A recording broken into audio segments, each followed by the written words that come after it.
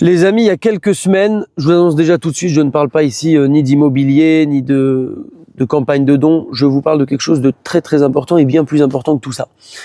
Il y a quelques semaines, j'ai rencontré un ami que j'avais pas eu depuis très longtemps. Il m'a pris dans les bras, il m'a serré dans les bras et il m'a dit merci. Je lui ai dit qu'est-ce qui t'arrive? Il m'a dit grâce à toi, j'ai mis mes enfants à l'école juive. Alors sur le moment, j'ai pas compris et effectivement, il m'a raconté.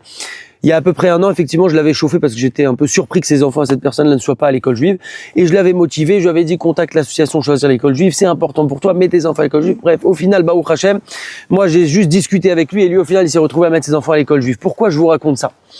Parce qu'il y a une association qui s'appelle Choisir l'école juive qui fait un travail extraordinaire. Cette association, c'est l'association qu'a créée Elodie Marciano il y a un petit peu plus de 10 ans et qui a mis quasiment 8000 enfants à l'école juive. Sortir ces enfants des écoles laïques ou catholiques, encore à peu près 70% des enfants juifs aujourd'hui en France, pour les mettre dans des écoles juives. Voici le but de cette association. On sauve tout simplement l'avenir des enfants. On sauve des neshamot. C'est extraordinaire. Pourquoi je vous fais cette vidéo aujourd'hui et pourquoi je vous invite à la partager aujourd'hui, demain, après-demain, très rapidement?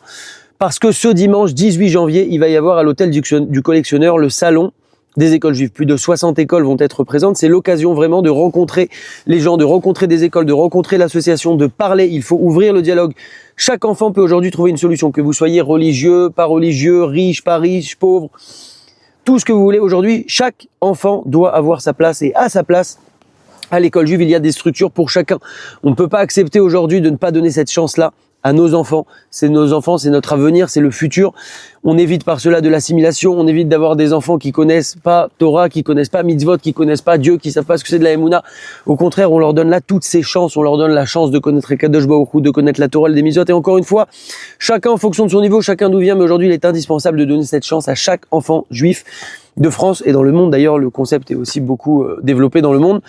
En tout cas, ce salon, c'est l'occasion d'aller sur place ce dimanche 18 janvier, Bezrat Hashem, à l'hôtel du collectionneur entre 10h et 18h. Hôtel du collectionneur, entrée gratuite, pas besoin de s'inscrire. Chacun à sa place. Allez voir, faites l'Aïchtadout, faites l'effort au moins d'aller voir.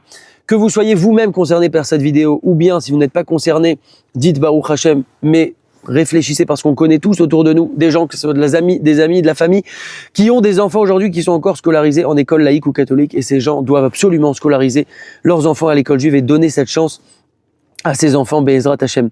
Alors je compte sur vous pour partager cette information. Je vais vous mettre également la fiche, comme ça vous pouvez la transférer à ces personnes-là. On a la possibilité en quelques messages, en un ou deux coups de fil, de sauver l'avenir d'enfants juifs. C'est extraordinaire, on ne se rend pas compte. Nous on fait simplement la Ishtadlout, l'effort personnel qui parfois peut paraître anodin ou perdu d'avance, mais en fait c'est l'avenir d'enfants qui est transformé et des neshamot qui sont sauvés, Be'ezrat Hashem, Chazak.